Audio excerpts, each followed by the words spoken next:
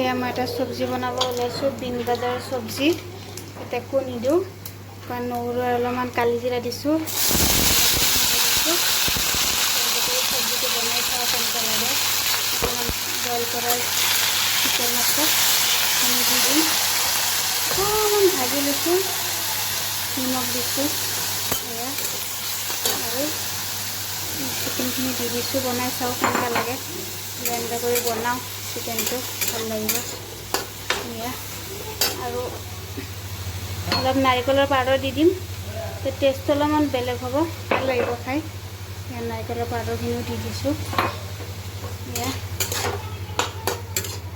চাওঁ কেনেকুৱা হয়, কেনেকৈ হেৰি কৰি অকণমান পানী দিওঁ, পানী দি পেলাই হেৰি কৰোঁ। এটা নতুন বস্তু হয়, বোলো বনাই চাওঁ। পানী অকণমান দি দিছোঁ, কেনেকুৱা সিজিলে হৈ যাব। বিন গাজৰ বইল চিকেন দি নাৰিকল পাউডাৰ দি তেলত নহৰু আৰু কালি জিৰা দি পেলাই চব্জিটো বনাইছোঁ। খাবলৈ কেতিয়াবা টেষ্টি হৈছে এয়া।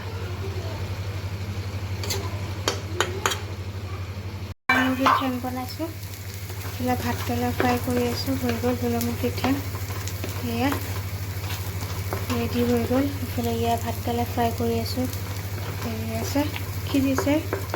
পানী দি পেলাই বহুত দেৰি কৰি বনালোঁ আজি। এয়া শাক ভাজি, ব্ৰইলাৰ মুৰ্গী ঠেং, এইফালে ভাতকেৰেলা ফ্ৰাই আৰু হেৰি বনাইছোঁ তিতাকেৰেলা ভাজি। এইফালে তিতাকেৰেলা ভাজি দি খোৱা তিতাকেৰেলা ভাজি।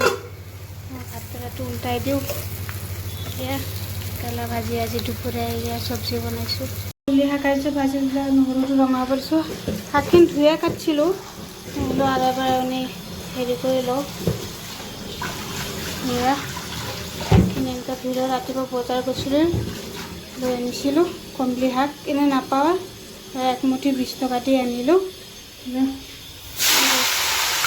নাপায় বস্তু পালে বহুত দাম। এতিয়া শাক চাবৰ দাম, ঠাণ্ডা দিনীয়া ৰাস্তাত বেছি যায়।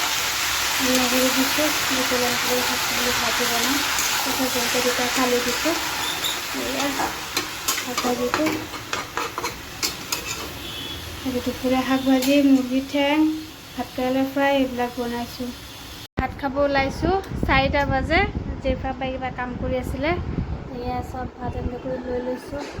এইটো শাক ভাজি, এইফালে চালাড, এইফালে জেফা, আৰু এইটো জেফা বাগানত সজাই আনিছে একেবাৰে। এইফালে চালাড, তিতাকেৰেলা ভাজি, এনেকৈ চব বস্তু এনেকৈ খাব ওলাইছোঁ। এইটো শাক ভাজি খাই বহুত ভাল লাগে, কমলি শাক। এইফালে দুপৰীয়া বোলো ভাতটো এতিয়া খাওঁ। আৰু জেফা খালে, এতিয়া মুৰ্গী ঠেং খাই আছে ইয়াত। এতিয়া দুপৰীয়া ভাতটো এনেকৈ কৰি খাব ওলাইছোঁ। এতিয়া আমি চবেই মানে আমি 3টাই মানুহ, আৰুতো কোনো নাই। এইটো জেফা